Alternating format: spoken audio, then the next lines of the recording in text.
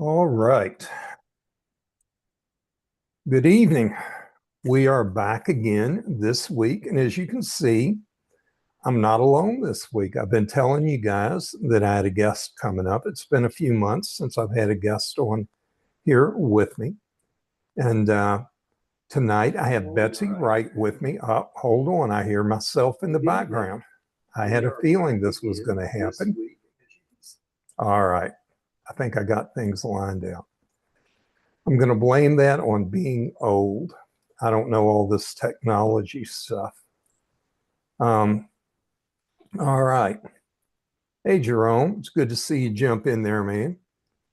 And so tonight I have Betsy Wright with me, and we're going to be having a discussion here in a few minutes. First of all, I just wanted to say I'm excited to be back again this week. You guys show up every week and you interact. And I've been telling Betsy about how you keep the chat going so fast that sometimes it confuses me because I have to, honestly, I have to ignore the chat occasionally because everybody's talking so much. I can't stay focused on what I'm trying to present.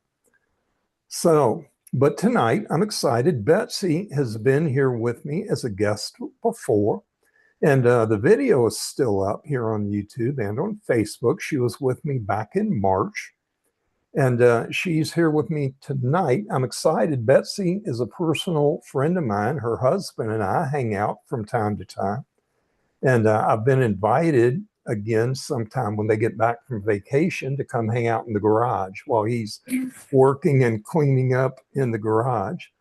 And so I may show up at your house on a Sunday afternoon sometime in the near future, Betsy. You're always welcome. Always Well, thank welcome. you. I appreciate that. Betsy works for an organization called Prison Fellowship. And correct me if I'm wrong here, but my understanding is that Prison Fellowship is the largest Christian nonprofit organization serving incarcerated and informally incarcerated people and their families. Is that correct?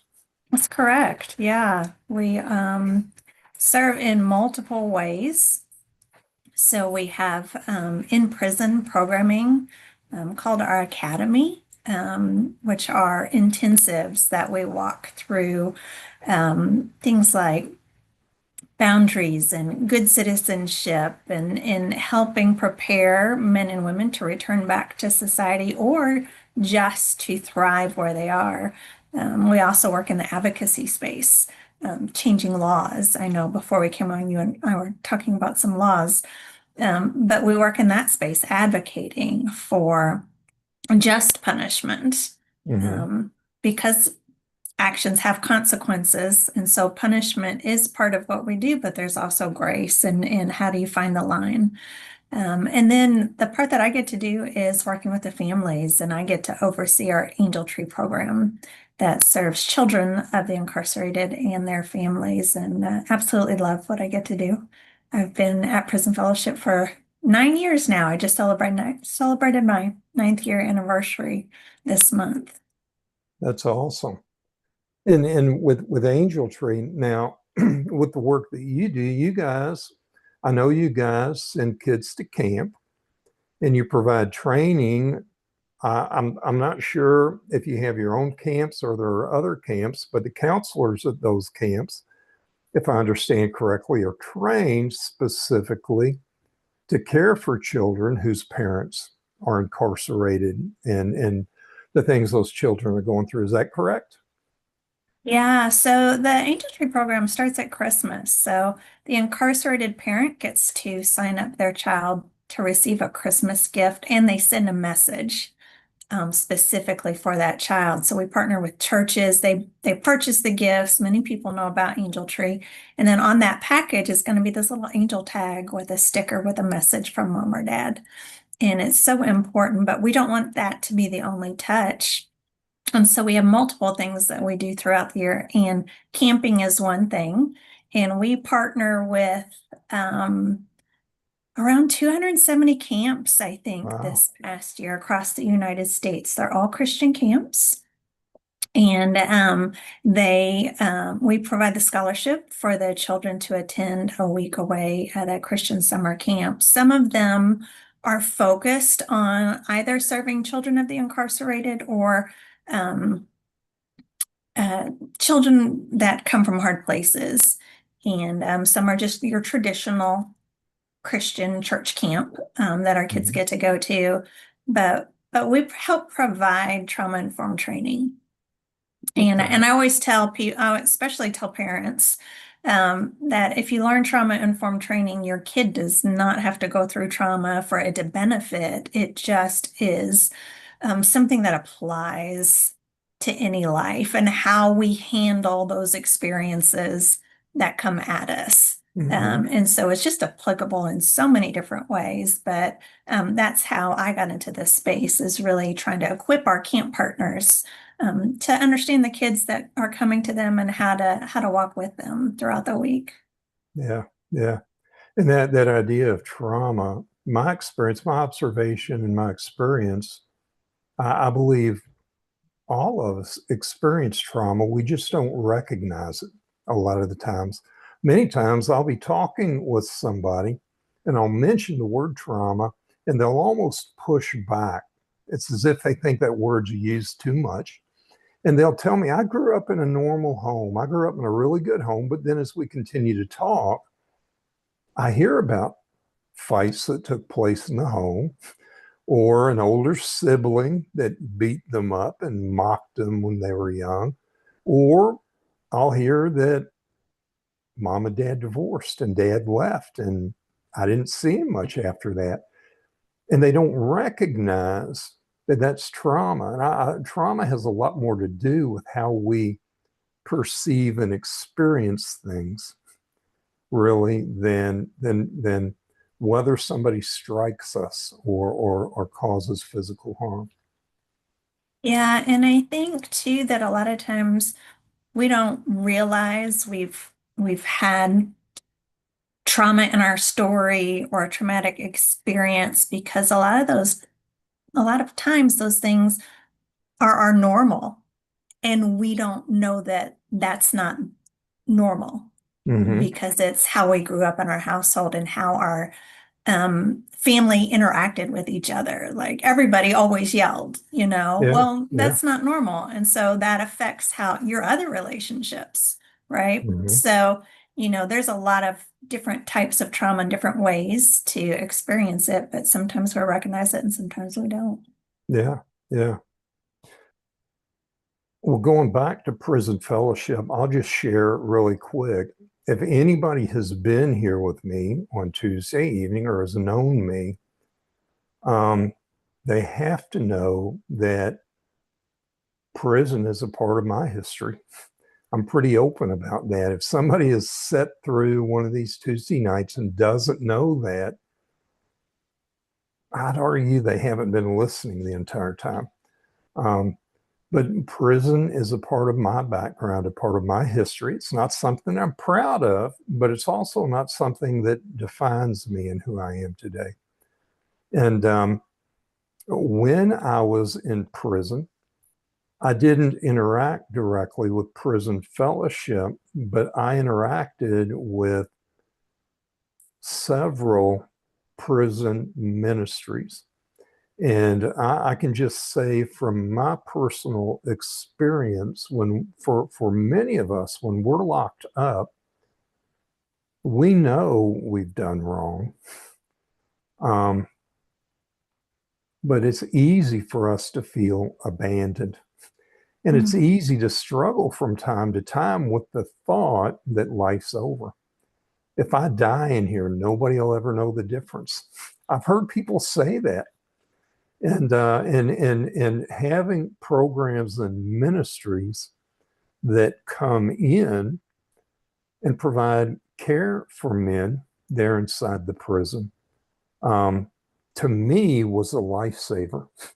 Helped to keep me stable and helped me to make it through my time there. And I didn't even know at that point or prior to that, I didn't know anything about care for families.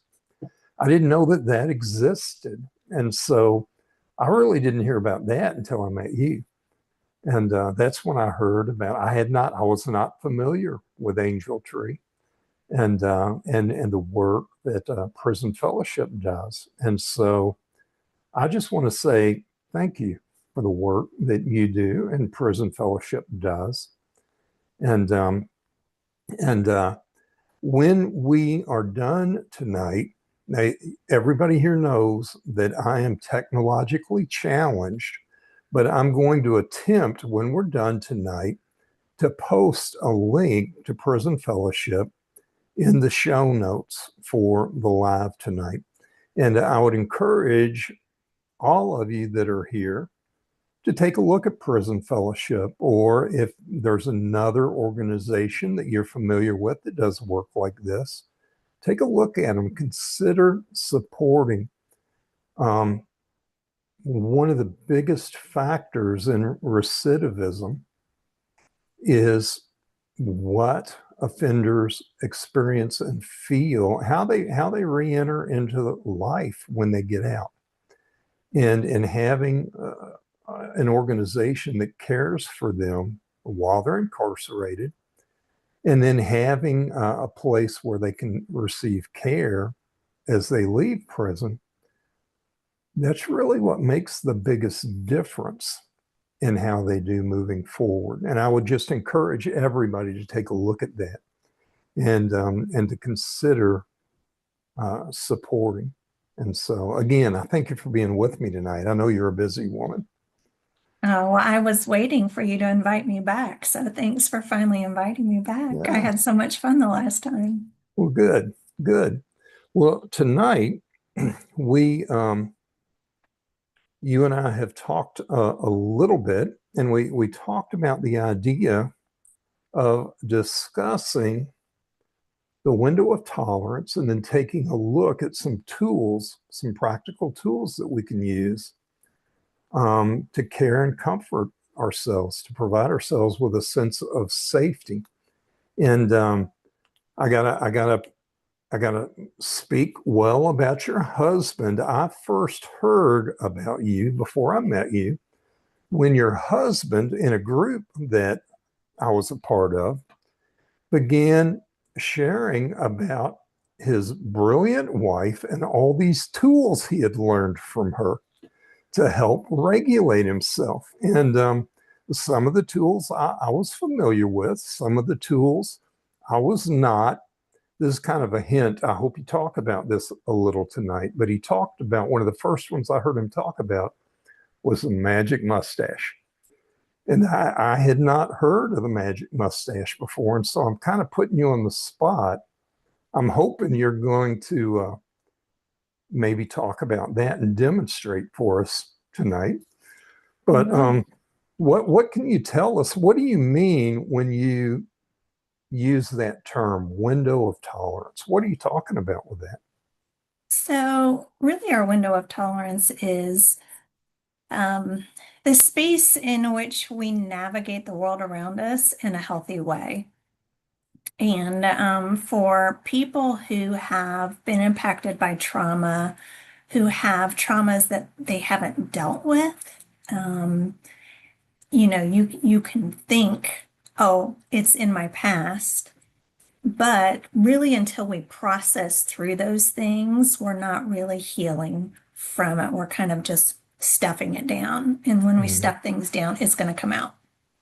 And how we relate to people, how we relate to the world around us. And so, we all have heard, we all learned in school growing up about fight or flight. And now we talk about fight, flight, or freeze. And those moments where something happens, and either we're going to run, we're going to stand there and fight, or we're just going to completely disengage. And it's not a conscious thing that happens. And there's a term called the flipped lid.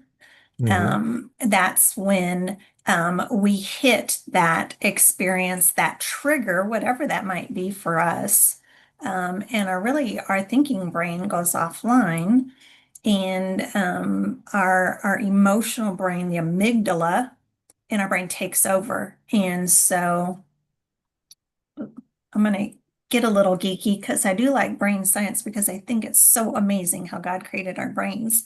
But our amygdala is really, I personally, I think about it like the cloud, like everything's stored in the cloud. Like on my computer, everything's in the cloud. I don't know where the cloud is. I just know that everything's there. And that's like what the amygdala is. So anything we've ever done is there. It stores our emotions, it stores our feelings. Um, all those subconscious things that we can't really maybe pull up and think about and bring to full consciousness, it's there. So when we have this smell that triggers something in us, like, oh, I don't feel good, I don't like that, I need to get out of this room because of that smell.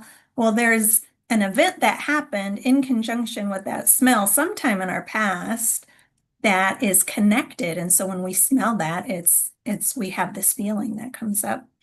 And so all that's stored in the amygdala. So our brain makes neural pathways every time something happens. And so then automatically we smell this, we have a feeling, and we're triggered. Um, or we hear a sound, or we see a person. Like there's so many different things of how it's connected. And when we're triggered, when our amygdala is like, oh no, danger, then our thinking brain, our prefrontal cortex goes offline. And that's where we have our morals, our verbal processing, and that's not just speaking, that's like understanding the words coming my way, processing them and responding. Like all of that is offline. And I always joke, when has telling somebody calm down ever really worked? It doesn't, because there's no verbal processing there. So when you have traumas, like you constantly are in that state Mhm. of fight, flight, or freeze. And so your window of tolerance is very narrow because you're always either hyper aroused or hypo aroused. You're either like completely checking out or you're aggressive and going at it. And so that doesn't do well for our relationships. Like personally, and my husband, he doesn't care if I share his story. He had rage issues and I never knew what was going to set him off. And he would just rage, and then we're walking on eggshells, and it's a lot of traumas. He had a lot of traumas in his Mhm. childhood. And he's been on a healing journey for the past 4 or 5 years now, working through and processing through a lot of those things. But there was no telling what would set him off. And so his window of tolerance was so small. And but when we practice certain techniques, regulation techniques, we can expand our window of tolerance because our brains are plastic. So we can build new neural pathways. They don't have to continue on that same direct trajectory of like, oh, somebody said something and that triggered me. Oh, I see this person and that triggered me. We don't have to stay in that state of stress, of cortisol flooding our bodies. There are things that we can do and practice that widen our window of tolerance so that then in the future, as things come at us, those same things might come. We react in a completely different way. We are not fighting, we're not running. We can have a conversation. We can talk through things. Like we can be calm and reasonable in our response. It doesn't mean like maybe feelings aren't there, but they have not overtaken us. Yeah. A lot of times, and I've experienced this myself, but a lot of times I've had people tell me, well, this thing happened, and all of a sudden, it was like I was out of control. I was doing things that I would never do, saying things I would never say. Why do I do that? Why does that happen? And that's what you're talking about here, correct? Is that we Yeah. we get outside that window our brain, again, your husband, he says we flip our lid. He throws his Mhm. hand up there, and but we flip our lid and we do things that we would never do in a normal circumstance. Um, and I think all And of and we us might not experience even that. remember what we did. Yeah, Like, yeah, I did what? I didn't do that because we're so outside of our thinking selves. Like, I didn't act that way. I didn't do it. Like, surely we don't remember yeah, how we yeah, responded a lot of times too because of that. yeah. And so just for me to make clear too, so when these things happen and they set me off, um, when I choose to press those things down and ignore them, not to look at them and to pretend like they didn't happen, you're saying that's not a healthy thing? It's not a healthy thing. Healing can't happen unless we allow ourselves to process through. We have to identify the hurt. At a minimum, we have to identify what that hurt was. We have to identify what that moment was. Because if we can't identify it, then we can't see it coming and get ahead of it, Mm-hmm. right? If we don't know what the trigger is, and it's a journey that we have to go through, and um, you know, I'm going to share regulation techniques and things that we can do personally, but you and I both know, and we talk about like healing happens in community, like having Mm-hmm. people who can safely process those things with you, even if it's just a safe person that'll listen. They Mm-hmm. don't have to have all the answers, but just having a safe person that I can say, oh my gosh, I've never told anyone that before. Bringing something to the light is freeing Mm-hmm. because we hide it in the darkness and then it has power over us. But Yeah, when we can bring something to the light, it's so freeing and it's the beginning of our journey. yeah.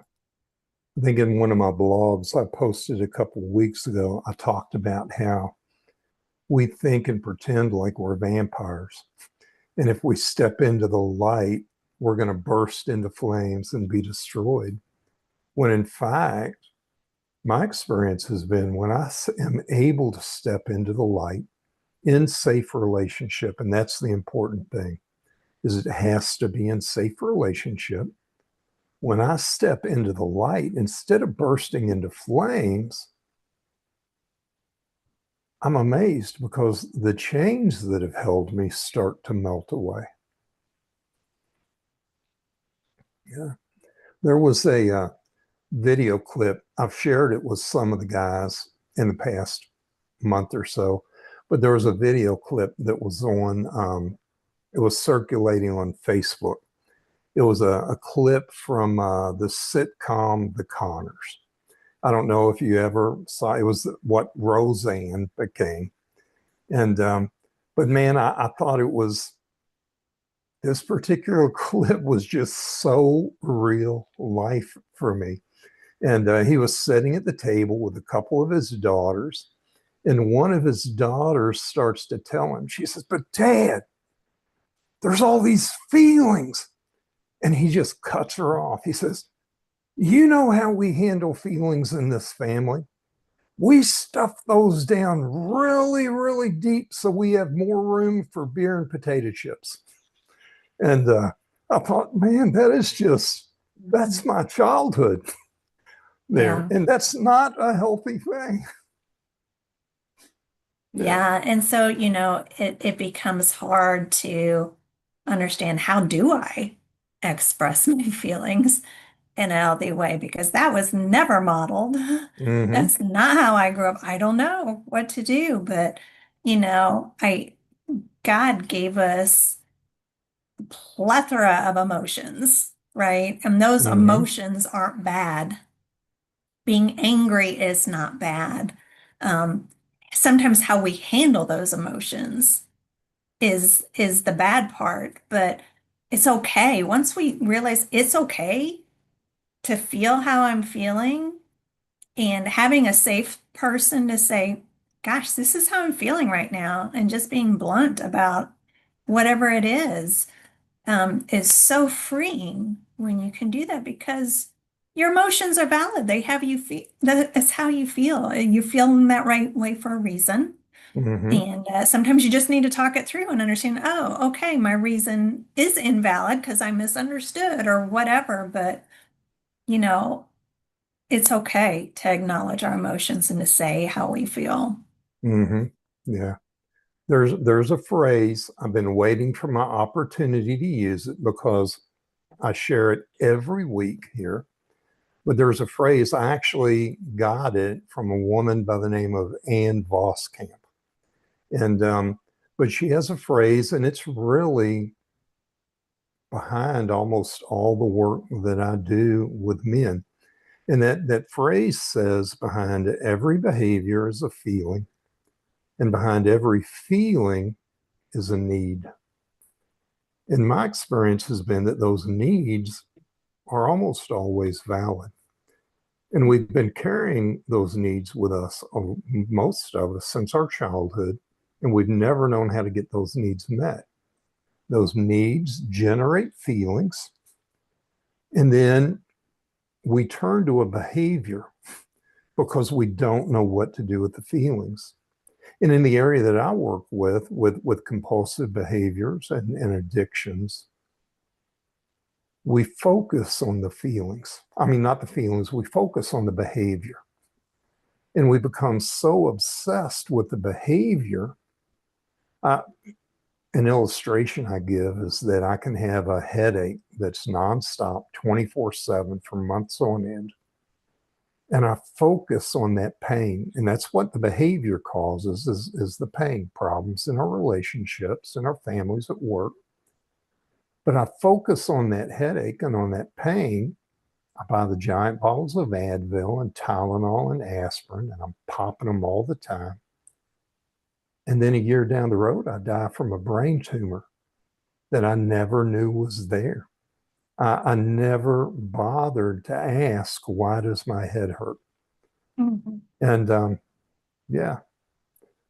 And Yeah, we so being, often treat the symptom yeah, instead of the source. yeah, yeah.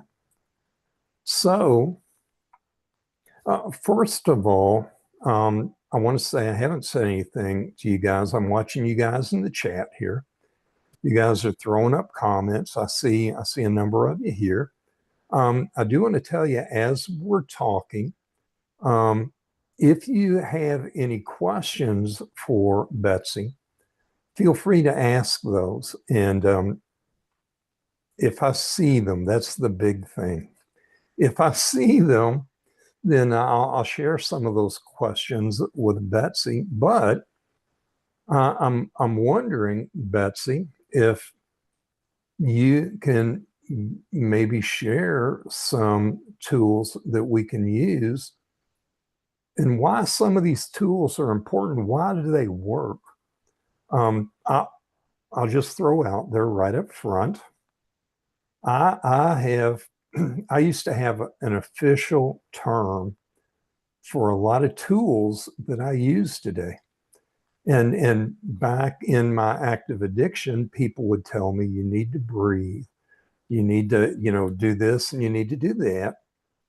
And my official term for that was dippy new age psychobabble BS.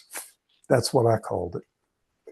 And but over the years, I've come to realize that a lot of those things that I dismissed as being too simple, too easy, it just doesn't make sense. Over the years, a lot of those tools have become an important part of my life. So, can you share a couple tools with us and maybe why these tools work and why they're important? Yeah, well, a lot of the tools that I'm going to share. So when we're in that fight, flight, freeze, when our brain is flipped, our body is being flooded with cortisol. And that affects you. That affects your health. It affects your well-being.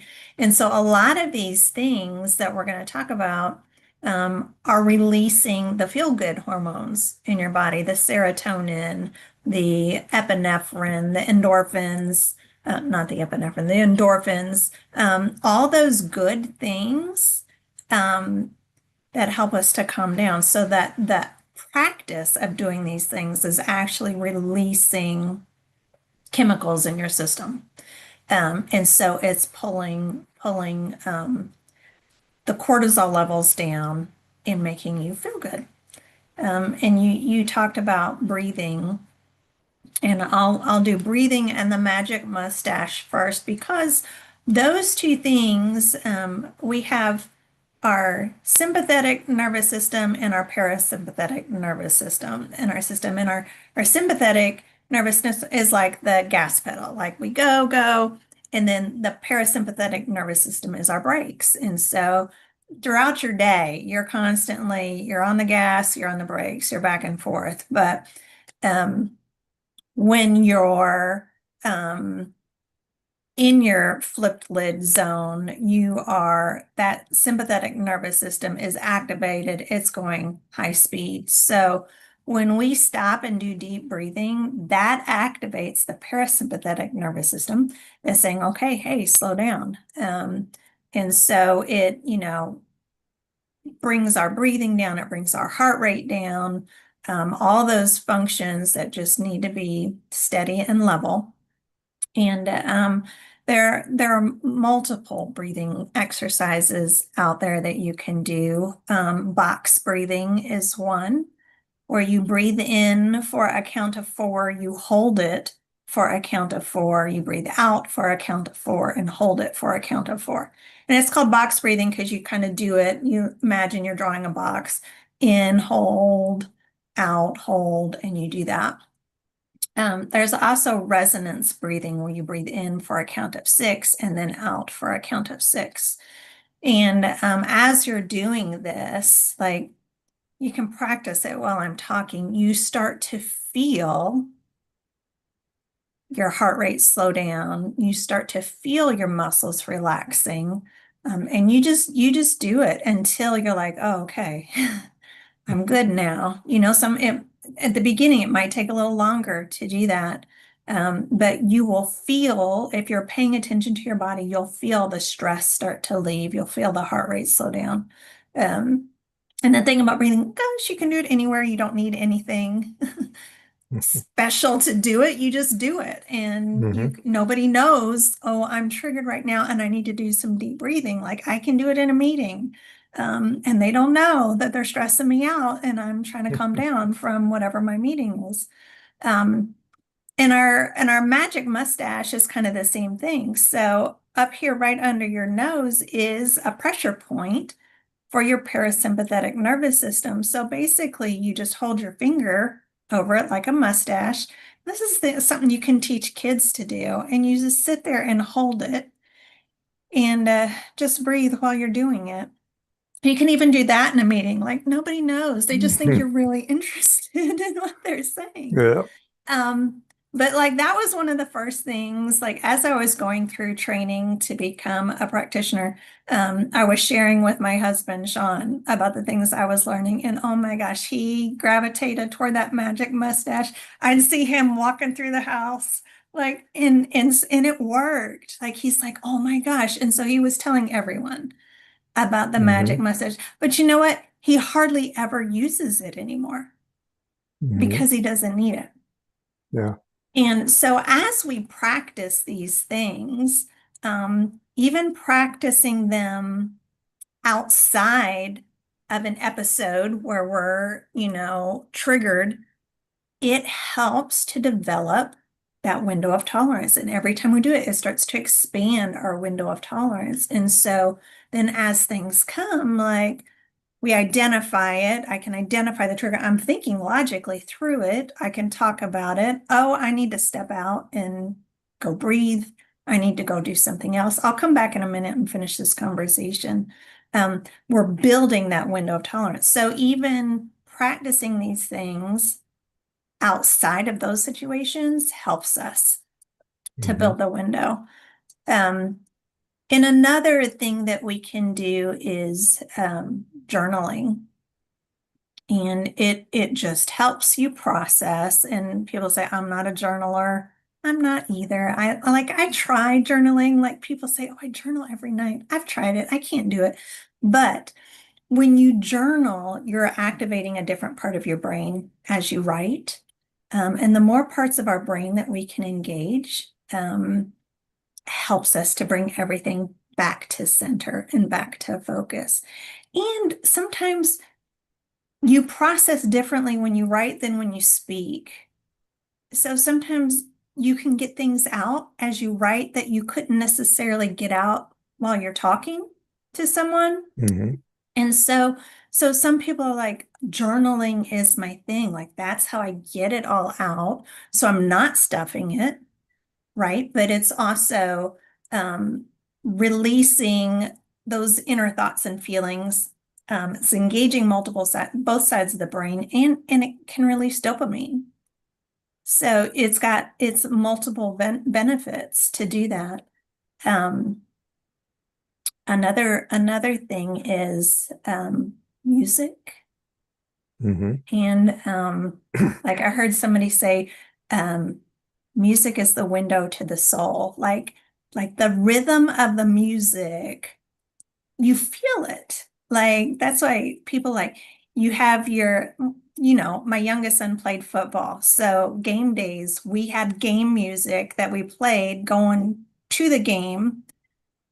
And we're like getting up and we're getting hyped because it's all upbeat, hearts pounding, like we're ready to go. Mm-hmm. But then you can also have music that's a slower beat that's like, oh my gosh, I just need to sit. And it helps bring your body back down. Like your body syncs to the rhythm of the music.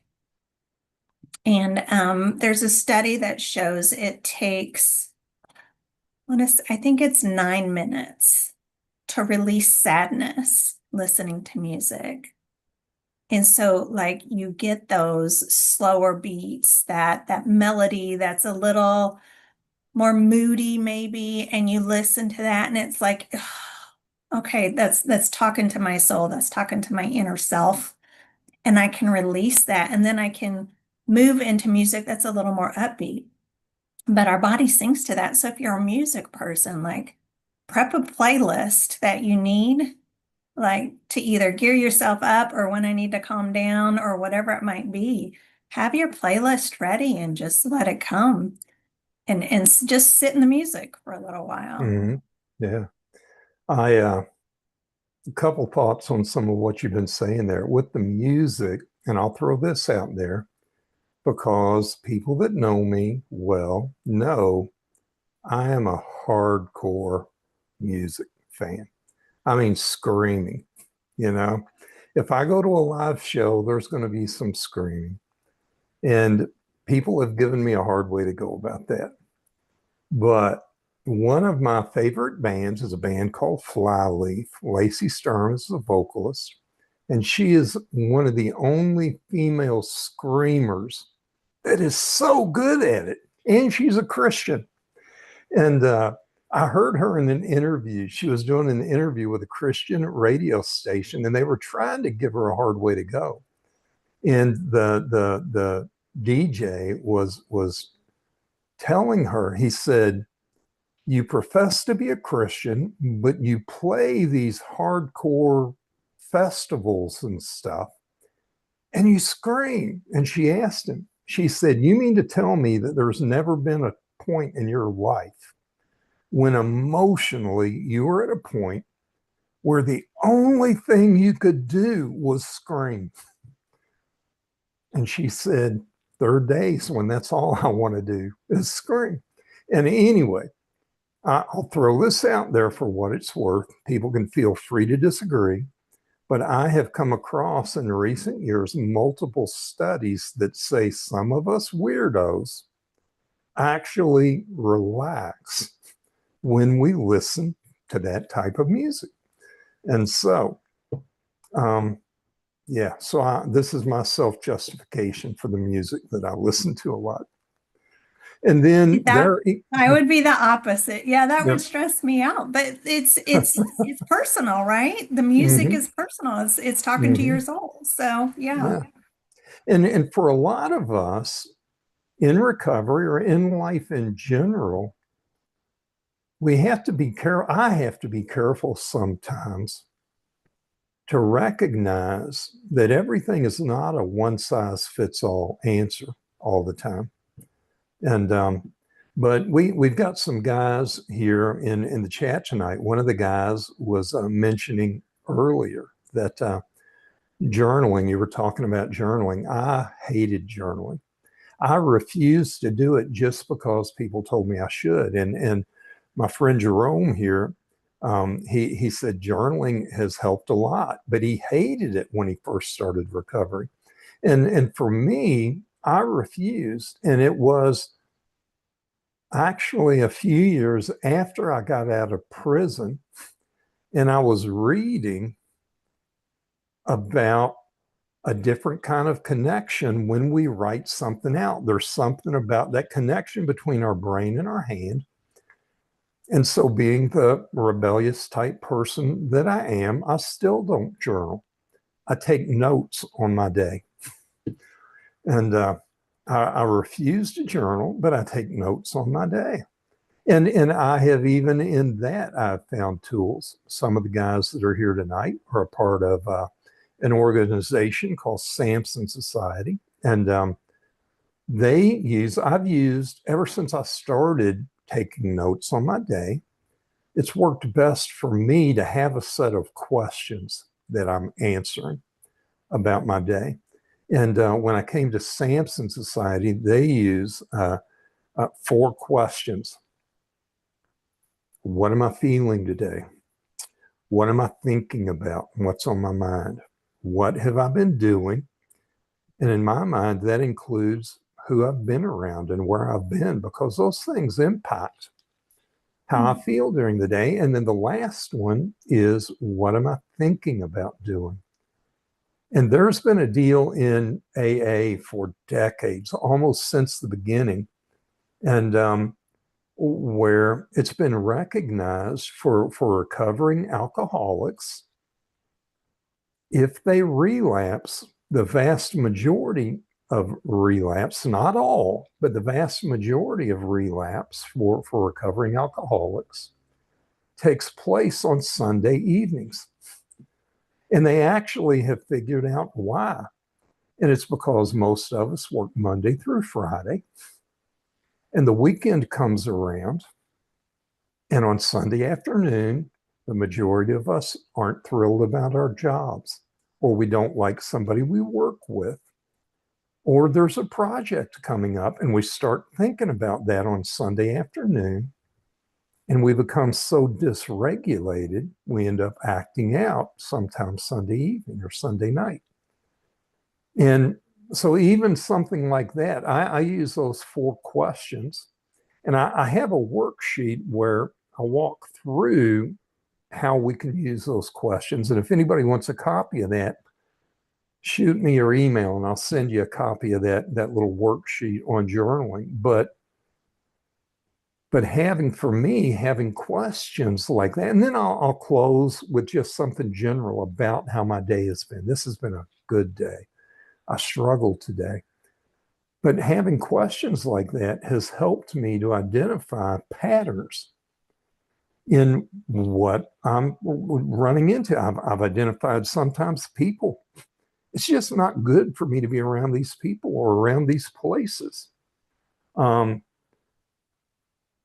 Most of the guys here have heard my Walmart story. I won't go into that again, but what I learned about how a Walmart parking lot that I was in every week, how that triggered me, that whole experience in that store for years, Wednesday night was my biggest struggle, kind of like guys and alcohol on Sundays. And had I not been journaling, had I not been taking notes, I would have never pieced together that pattern and figured out what was going on. And one more thing, then I'll be quiet because I want to listen to you talk some more. We've got a guy here tonight, Blast. He's a friend of mine from Florida. We talk every week. And as you were talking about breathing, Blast just in the last 3 or 4 weeks, every time we talk, he tells me, he says, dude, you've told me for years about breathing. And he said, and I'm breathing. I'm breathing every week. I'm breathing every day, and it's making a difference. And again, it goes back to like my struggle. Breathing is too simple. Mm-hmm. How can it do anything important for me? It's too simple. But I wear a Fitbit, and I challenge people. 3 or 4 deep breaths. I like the one in through my nose, out through my mouth. I inhale and then exhale slower. That's what I like and what works for me. And but I can watch my Fitbit and see my heart rate slow. I can feel my blood pressure drop. And it was actually a nurse that convinced me to try that because I used to drive a truck and I would have problems with my physical for my CDL because I had that white coat syndrome and my blood pressure would spike when I'd go in the doctor's office. And the nurse took my blood pressure, and before she even told me what it was, I was going into a little meltdown. You can't get me in trouble because of this. They'll pull my license. They won't let me drive. I have to work. And she told me, she said, I'm going to dim the lights and I'm going to turn on some music and you're going to breathe. And she's the one, maybe this is why I do breathing like I do. She said, you're going to breathe in through your nose and out through your mouth. Deep breaths and breathe, exhale slower than you inhale. And she said, I'll be back in 4 or 5 minutes. And I'll bet you she was back in less than 60 seconds. And my blood pressure was normal. Yeah, it's amazing how God made our bodies.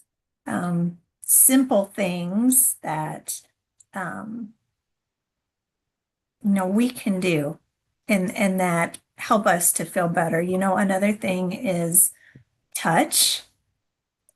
Like, we're made for community, we're made for relationship, we're made to love and to be loved, and touch is so important. And it can be calming, that deep touch, like just that strong hug. I know you guys don't, you do your own little bro hug thing and your pats on the back, but a deep hug releases oxytocin when we have those touches. I heard recently there's a study out, I think it's like the 20-second hug releases so much in your system and can make you feel better. And it's just the way God made us, that touch. Also, there's like weighted blankets, like putting a weighted blanket on your lap or on your shoulders, having that pressure and that touch on your skin is the same thing. When if you live by yourself or something, there's ways to do that. That's why, like pets, having a pet sit on your lap is calming and comforting. It's because that weight on you, and it's like a hug, and it's so important to make space for those touches, even if you didn't grow up that way. If you grew up in a family, no, we didn't do hugs, like be intentional about giving and receiving touches, like a pat on the shoulder, on the back, a hug. Like, those things are so important. And it's bonding with the person besides calming for yourself. So it's another easy thing to do. Yeah. That there are a number of studies out about hugs. I don't know how much your husband talks about because it's supposed to be strictest confidence, but we're in a group meeting on Monday evenings, and there are a number of studies out on hugs, and I started sharing with the guys. I don't know how long ago. I'm so bad at time, but I began sharing one of the studies that I had read said that for our mental health, we need at least 8 hugs a day.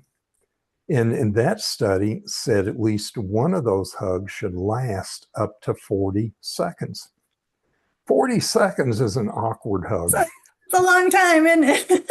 But it's been probably a couple years ago now. I started telling the guys, you need to be hugging people. How many people do you hug? And nobody hugged anybody. And I told them, I said, I know this is going to start making people uncomfortable, but I'm going to hug everybody before they get out of the room.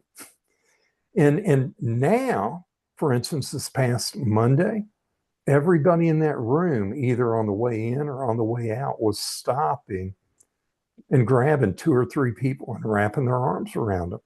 And it's so uncomfortable for everybody when they show up the first few times, but it so quickly becomes normal. And some of the guys that are here tonight will be at a retreat with me in October up in Michigan. And I've been doing this annual retreat for, I don't know, 6 or 7 years. And I'd shared with a guy that goes to that retreat. His first name is Warren. And I'd shared with him 3 or 4 years ago about the importance of hugs. And we'd been doing online meetings. We'd never met in person. And we met at that retreat and hugged. And over the years, we now have a reputation.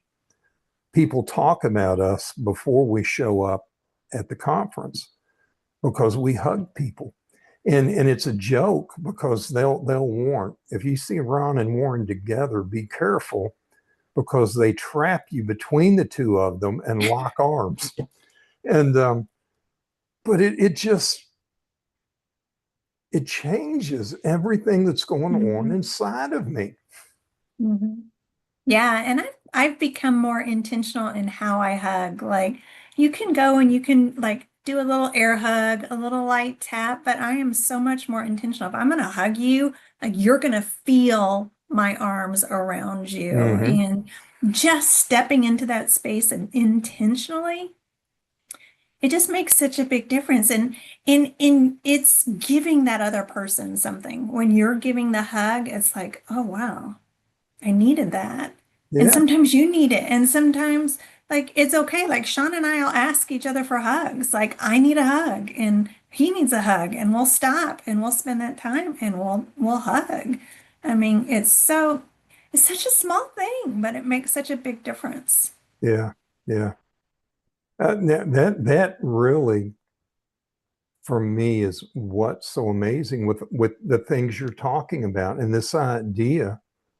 It's just how simple so many of them are, but how most of us, it's just never been a part of our life. It's not something we learned as children, or we learned, and then as we got a little bit older, it wasn't cool anymore. Somebody Yeah. laughed at us or somebody made fun. Yeah. And I will say, I know we're almost at time, but if um if your listeners, if you have a family at home, like practice these things together Mm-hmm. because it takes two in any situation. And I always tell when we're doing trainings, I always say you have to know what you're bringing into the situation because whatever you bring is either going to escalate it or it can help calm it down. And so if the whole family is practicing this, or you and your spouse or your loved one are practicing these tools and these techniques together, then you can both walk into that space at the same level. And it doesn't it's not gonna impede your healing journey if your loved one, your spouse isn't in the same place and they're coming at it triggered because they have their own hurts. I mean, I've been on that journey. My husband is in your group, and so I have my own struggles from his traumas in our Hmm. relationship and how that impacted our relationship. And so, you know, if I have to know what I'm bringing to the table. And so if somebody's on their healing journey, but that other person isn't there yet, you know, it can throw you off and it's a lot harder. But if you're working on these things together, then Hmm. you can move forward together in that healing journey. Yeah. Yeah. Tools are available. Um, I've told a few people, and you kind of now I ask you to talk about the magic mustache tonight, but people that meet with me regularly, I can see them now next time we're meeting, and I'm leaning on the table like this, you know. It's out of the bag. But there are things like that. That's something that I have done just naturally in life is lean up and put my finger there or breathing. Even whenever I resisted breathing because it was one of those hippy dippy new age things, Mhm. every time when I got frustrated just by nature, I'd take that breath. Mhm. It's almost built into our hearts, isn't it? Yeah, it's that exhale, it's that release of those things. Like we do it naturally, but then when we learn about it and we can do it intentionally, then that just Mhm. compounds the effects of that Yeah, breathing. Yeah. yeah. Uh, well, we are coming up on the end of our time tonight. Um, is there anything that you haven't shared, any closing words or anything that you haven't shared that you want to say to our listeners tonight? Well, I had one other thing that I just wanted to hit on. It's not necessarily a regulation technique, but it can be a trigger. We tell our partners when they're dealing with kids to make sure the kids stay hydrated and eat a snack every 2 hours because being dehydrated, low blood sugar, that's when behavior comes out. That's when we kind of lose control because, you know, they talk about hangry as a joke, Mm-hmm. but it's a real Mm-hmm. thing, you know?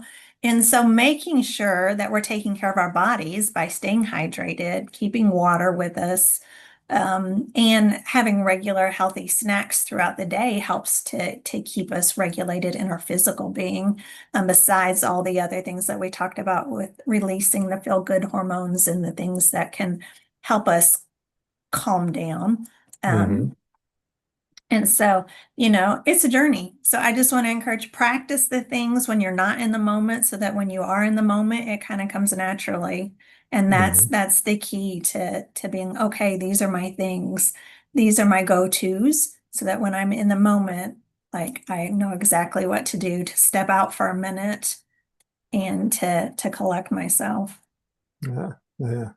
One of our viewers tonight just jumped in. Richard just jumped in. He wanted to make sure that you knew he's enjoyed your presence with us tonight. And this is already in the guests that I've had in the past. I don't want to make your head swell, but I've had more people ask about if you were going to come back than any of the other guests that I've had. And Richard said tonight that he hopes you're back soon. Well, it all depends on when Ron asks me to come back. I am always willing, just waiting for the invitation because I love our conversations. We have conversations outside of this, and so I always love when we get to engage in this Yeah, space. yeah. Well, we are at the end of our time, and I'm going to need to wrap things up. I'm glad everybody's been here. There's been all kinds of talk in the chat. Um, Somebody even, I'm assuming they posted this. I'm seeing things I didn't see while we were talking, but somebody, I'm assuming when you were talking about like holding animals and like that, somebody posted that they used to howl with their dog. Mm, And but yeah, those things can bring us peace, can bring us yeah, comfort. That's good. So thankful for everybody that was here tonight. This is going to be up um, through the week. I've had some people tell me they weren't going to be able to be here tonight, but they'd be watching it this week. And I'm going to try. I'm technologically challenged, but I'm going to try in the comments to put a link to Prison Fellowship. We talked about Prison Fellowship at the beginning. That's who Betsy works for. And I have a history with prison time. And I talked about that a little bit, but the work that Betsy does focuses specifically on families and children of people that are incarcerated. And I just think that's the coolest thing. The kids get cards or presents from parents who are in prison. And I hear stories again from your husband about like spending a day with the Colts or with another sports team and kids being there and being able to interact and kids whose parents are incarcerated that are given opportunities like that. Um, that just speaks to my heart in a big way. And I want you to know that. And I appreciate the work that Prison Fellowship does, and specifically the work that you do. And so next week, we'll be back. I'll be by myself next week. I know that might mean attendance and viewers drop, but I'll be by myself next week. And but we'll be here Tuesday evening again. I'll invite everybody to come back and check out that website. I'll try to put it in the chat, Prison Fellowship. And thanks for being here tonight, guys, for the interaction, the comments. One of the things that encourages me is watching the guys in the comments talk to each other. You've mentioned community so many times, but that even in a format like this, community builds through conversation just on the side here. And so I'm thankful you were here with me tonight, Betsy. You shared a lot of good things that we need to think about, that we need to put into practice. And I'll be back with you guys next week. Hope everybody has a good evening. Thanks, Ron. All right, the live is ended. I was going to tell you